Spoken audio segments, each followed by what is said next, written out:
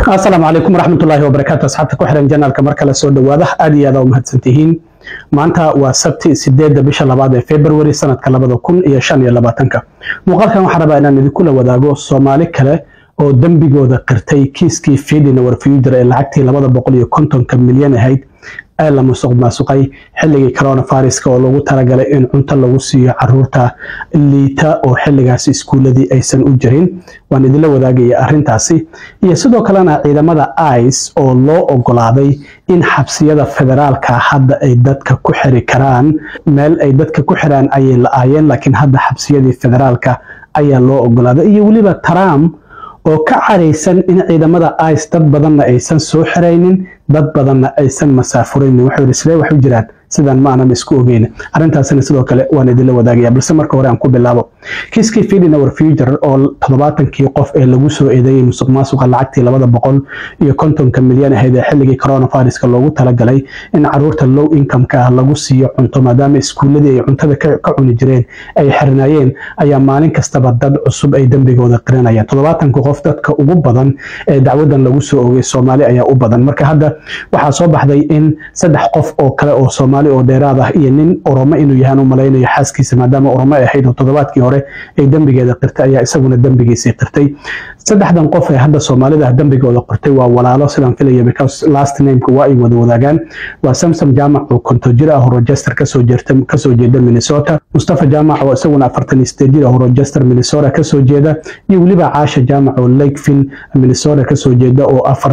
42 jir ah dhamaantoodba waxay qirteen dambi ah isdaba marin lacageed ay qirteen waxana ay sheegeen in lagu eedeeyay in ay company ay sameysteen ay dhahayeen caruur ayaan ku qoodinaynaa laakiin lacagtaasi waxa dacwadoogayaashu ay sheegeen in iyagu ay jeebka gashteen in ka badan 2.3 milyan oo dollar lacagtaasina waxay ku qarash gareeyeen in ay guryo ama hanti ay ka iibsadaan Minnesota Ohio iyo waliba wadanka Turkey in ay hantiyo kala duwan ay ka iibsadeen Mustafa Jaamac haaskiisa ayaan Jaamac waxa ay dambigeeda qirtay iyadana toddobaadkii la soo dhaafay xilliga la xukumayo marka qofka dambigiisa uu qirto maxkamadda lama saarayo garsooraha ayaa go'aan ka gaaray xilliga la xukumayo marka iyo sanad inta sano oo lagu xukumayo garsooraha ayaa go'aan ka gaari doona arintaasina waa ay jirtaa sidoo kalena Cabdijabbaar Xuseen in la yiraahdo oo isaguna Shookabi ka soo jeedo 44 jir ah ayaa isaguna waxa uu qirtay hal dambi oo ah in uu ku kacay musuqmaasuq sida darteed xaaskiisa oo Makfira Xuseen la yiraahdo iyo isaga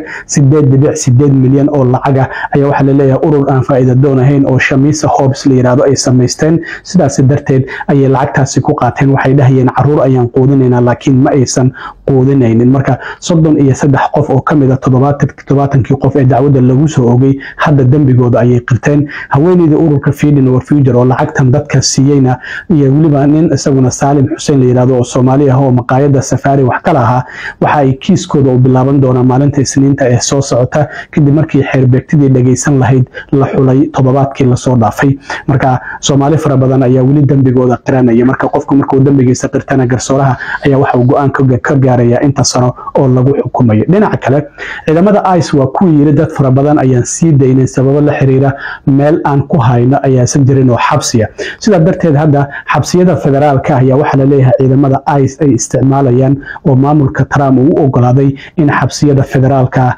ay isticmaalaan maamulka Trump ayaa waxa la leeyahay waxa heshiis la gaaray waaxda xabsiyada federaalka ah ee wadanka sidaas darteed waxa ay ku hayn doonaan dadka ay soo qabqabtaan ka hor inta aan la masaafurinin qoraal ka soo baxay waaxda xabsiyada ayaa waxa ay leeyihiin waxaan caawinaynaa ciidamada ICE oo aan ku caawinaynaa sidii dadkaasi ay soo qabtaan aan ugu sii hayn lahayn inta ay ka masaafurinayaan waxaanan fulinaynaa ay yiraahdeen siyaasadda ah wada shaqaynta amaba in maamulka Trump uu guushi uu doonayay siyaasadiisa uu ka gaaro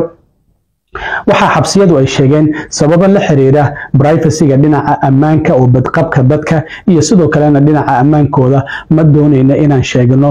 legal status-ka macnaha immigration-ka heerka ay ka joogan dadkaasi naloo keenayo iyo sidoo kale tirada ay yihiin iyo meelaha lagu haynayo ma doonayna inaan sheegno ay leeyihiin laakiin xabsiyada federaalka waxa la soo ogaaday oo ku kala yaala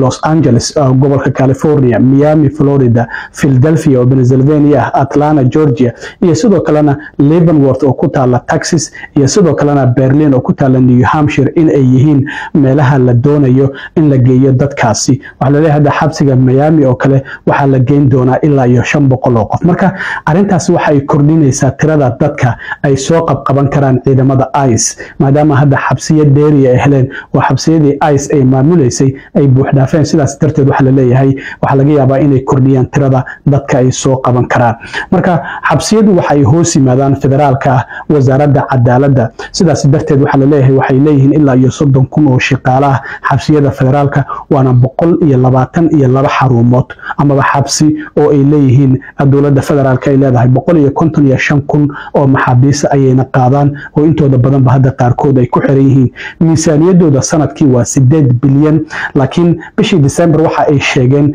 in ay xirayaan hal xabsi, sidoo kalena 3 xabsi oo kale ay iska bannaan yihiin sababo la xiriira shaqaale yaraan haysata waaxda xabsiyada, iyo sidoo kalena xabsiyadaasi oo duqoobay oo dib u dayactir aan lagu samaynin, iyo miisaaniyadda oo ku yar ayay dhowr xabsi ay u xirayeen. marka maamulka Trump waa kii wacad ku maray inuu ansaafurinayo in ka badan 11 milyan oo qof, laakiin ciidamada ICE hadda waxa la leeyahay goobihii dadka ay ku haynayeen oo 41,000 ayay qaadan gabi ahaantoodba hadda waa ay buuxaan. sidaa darteed waxa ay doonayaan meelo kale oo ay dadka ku xiraan. ICE waxay hadda dadka geynayaan goobaha dadka ay ku process gareeyaan ka hor inta aan la masaafurin oo garsoore la horgeynayo, kiiskiisa la dhageysanayo, iyo sidoo kalena xabsiyo si gaar ah loo leeyahay oo lacag ay ku bixiyaan oo dadka ay ku xirayaan. sidoo kalena xabsiyada localka ah ay isticmaalayaan oo boolisku ay leeyihiin. waxa jira sidoo kale jails ay contract kula jiraan oo dadka iyaguna ay ku sii xiran karaan. marka meel kasta oo ay dad ku xiri karaan ciidamada ICE hadda waa ay bartilmaameedsanayaan. waxay leeyihiin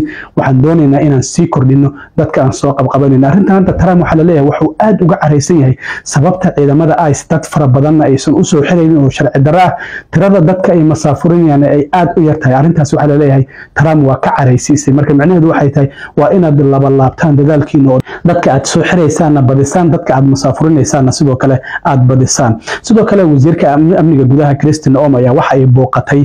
xabsiga Guantanamo Bay, halkaasi oo Trump sheegay maxaabiista kuwa ugu xun in la geynayo. hadda Khamiistii diyaaradii labaad ayaa gaartay ayaa la leeyahay xabsiga Guantanamo Bay, waxaana sidoo kalena ay hadda kooxaha immigrationka xuquuqdooda u dooda ay waraaq u direen maamulka Trump oo ay leeyihiin waxaan doonaynaa inaan soo aragno si maxaabiista halkaasi lagu xirayay noloshooda iyo sida loola dhaqmayo, in loo ogolaan doono iyo in kale sidoo kale lama oga. sidoo kale afhayeenka aqalka cad Caroline Levitt ayaa Arbacadii waxay sheegtay in ilaa iyo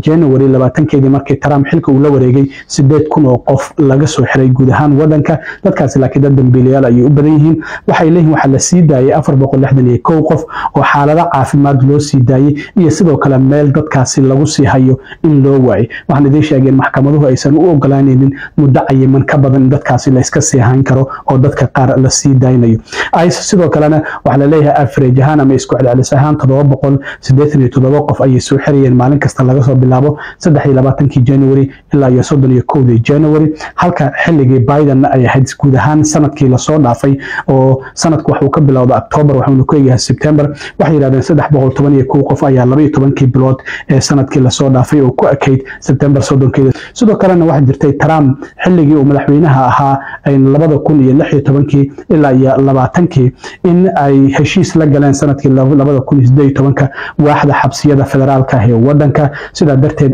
ICE iyo ciidamada xuduudda ilaaliya ee CBP in loo ogolaaday 1,600 inay ku xiran karaan xarumaha federaalka oo ku kala yaala Arizona, California, Oregon, Washington iyo Texas. marka sidaas darteed ayaa waxa hadda mar kale ay